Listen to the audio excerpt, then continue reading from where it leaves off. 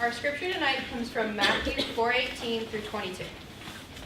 As Jesus was walking beside the Sea of Galilee, he saw two brothers, Simon called Peter and his brother Andrew. They were casting a net into the lake, for they were fishermen. "Come, follow me," Jesus said, "and I will make you fishers of men." At once they left their nets and followed him. Going on from there, he saw two other brothers, James, son of Zebedee, and his brother John. They were in a boat with their father Zebedee, preparing their nets. Jesus called them, and immediately they left the boat and their father and followed them.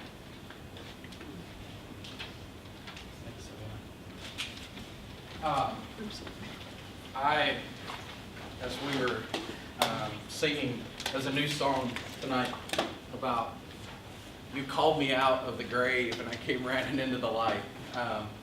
That's for so many of us, that's our story, isn't it? That God said, that the story, the biblical reference there is Lazarus, right?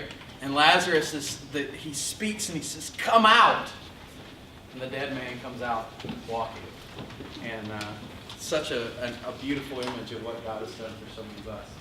Well, I want to talk a little bit about the scripture text that we just read. And when I hear this text read, I am reminded of a call to a radical kind of obedience.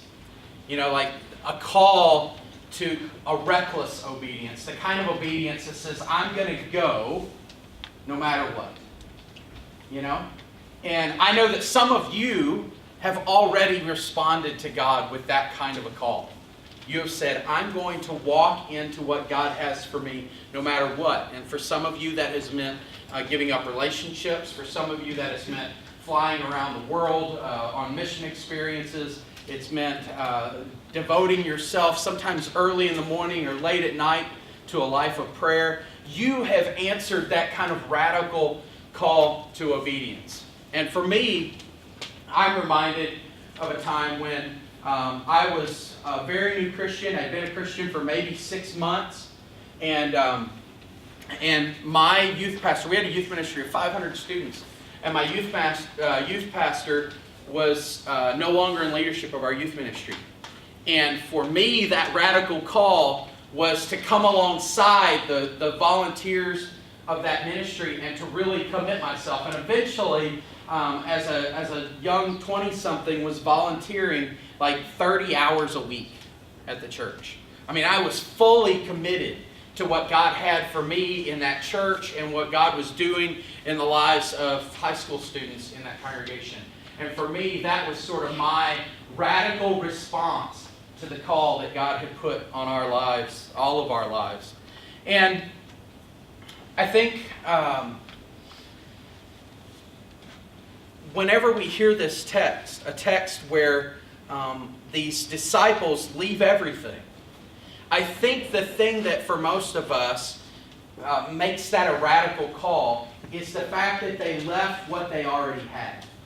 Right? Like they're working. And in this culture, you don't go away to college, right? If you want to begin to be a productive member of your community, you become mentored by someone into a vocation, into a career. And many of them would have followed the career of their parents. And so you hear in the story here, they're fishing alongside their father. And their father has taught them the trade and how you would fish productively. Because, like it's not like fishing like us, where you put your line in the water and then you talk with a few friends and a few hours later you go home. Like you actually have to be productive if you're doing this for a career. And there's a trade here. We're learning how to do something. And these young men have now learned a trade alongside their family. And in the midst of that, Jesus calls them out and he says, "Come, follow me. I have a different kind of task for you." And so I think what makes that a radical call is they are willing then to leave their family, to leave the vocation, the safety of having a job, having a thing that they're supposed to do, and to go into the call that God has for them.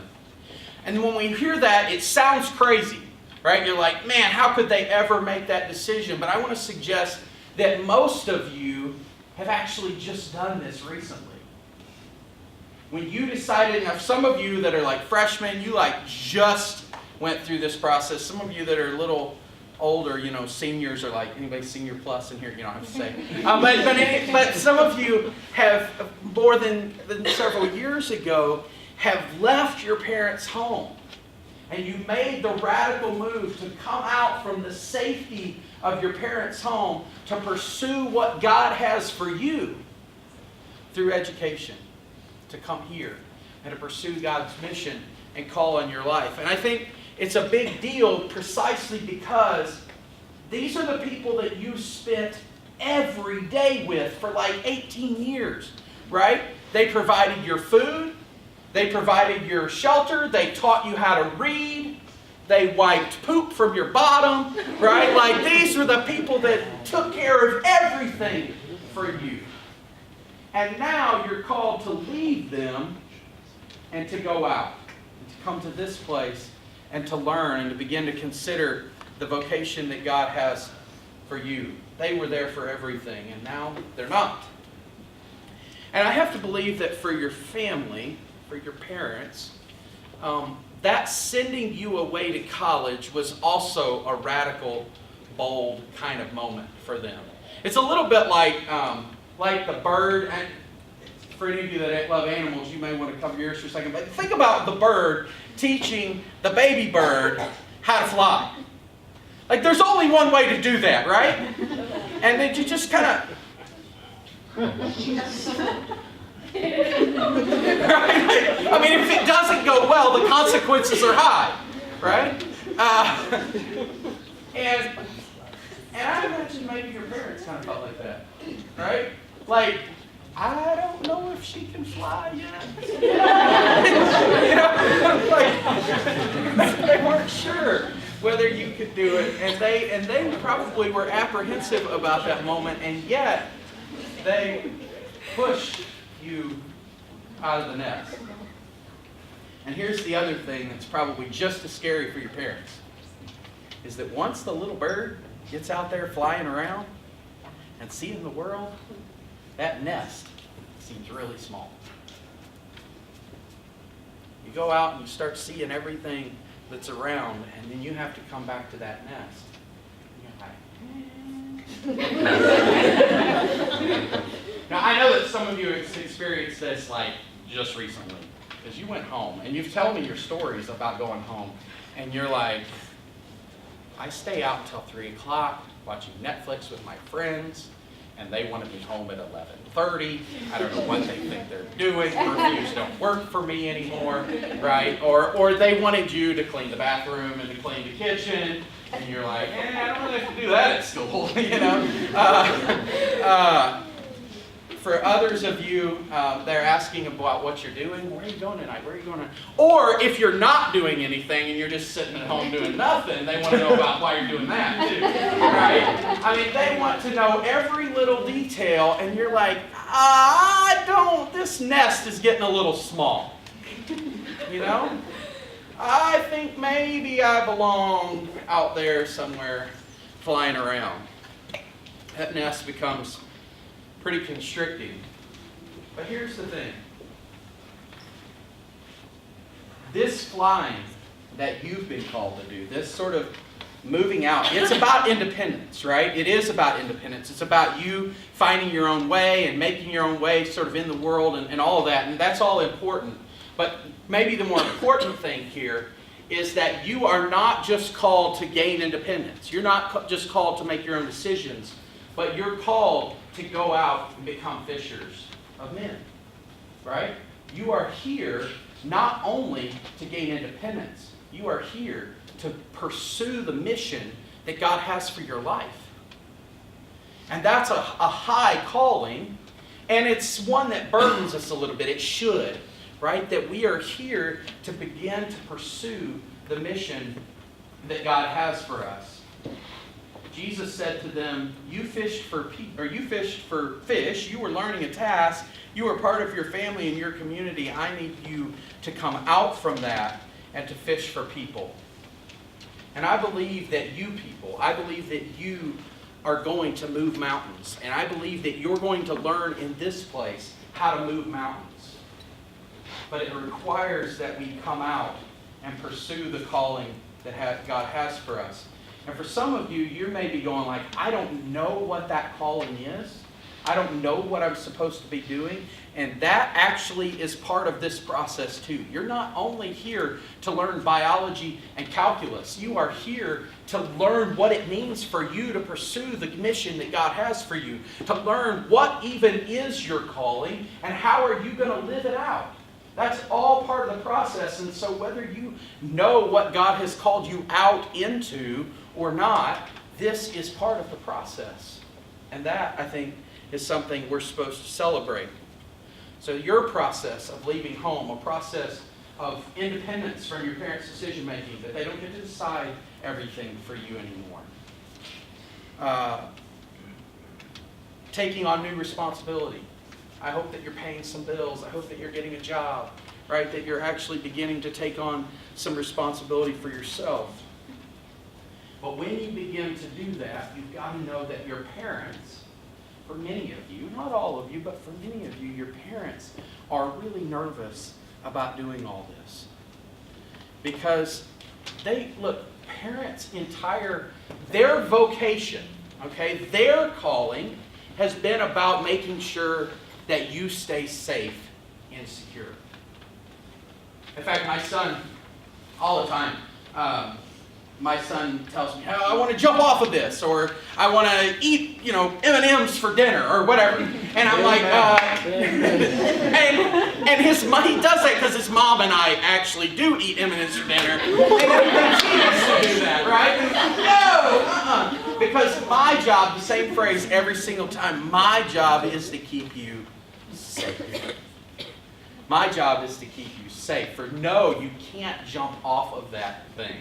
No, you can't go running over there. My job is to keep you safe. And so when that vocation is in your family and in your parents, then it's really hard for them to push you out. And their natural response for many of them is going to be gather you back in, right? And you come home for break, and they try to gather you back in. And they want you to stay close. And I want to say, first of all, that brings me to my first point tonight, which is I want you to go from that. I think that God's call on you is to step out into the vocation that God has for you. Step out into the independence that God has for you. Begin to live as one who's fully capable of making decisions for your own life. That doesn't mean that you don't rely upon other people, but even when you choose to rely on other people, that is an act of independence, right? One of the things, you guys get to decide when you're going to ask for help now. Either from your parents or from the staff here or from adult friends or from your other students here. Right? You decide when you're going to become dependent upon somebody else. And that decision to sort of push back a little bit and claim the independence of what God has called you to do and to push forward into that is a good thing. And so that's one thing that I want to say tonight is I'm glad that you are not holding on to the nets as a fisherman who won't be willing to set them down and to go into what God has for you. And that brings me to the second thing that I want to say tonight.